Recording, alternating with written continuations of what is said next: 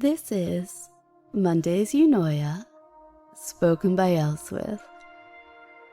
Oh, I know, some of you don't get my glee over Mondays, but I love the week just stretched out ahead of me, like an unmarked bottom waiting for a cane. So speaking of, get yourself comfortable.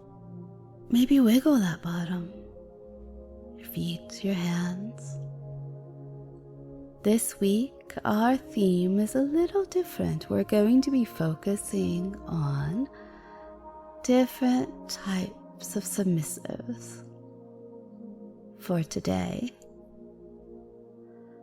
ours is the eternal suitor. Now, this is the type that first attracted me into this mistress lifestyle.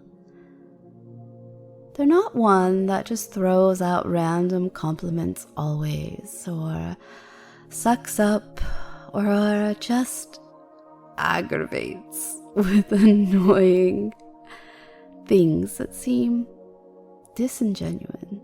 Instead, this is the one that always has a hair tie in case you need it, who always opens the door,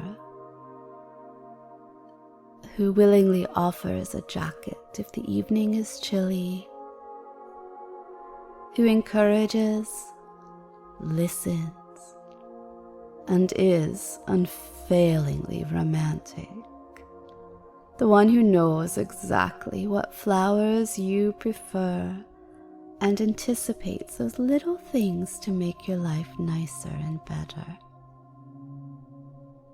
And it's not just while dating, it's not just the honeymoon stage. This is that person through and through.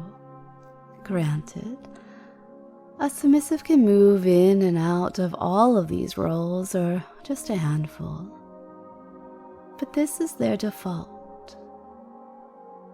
They are an eternal suitor, enchanting in their own way, because you know, as the mistress or owner,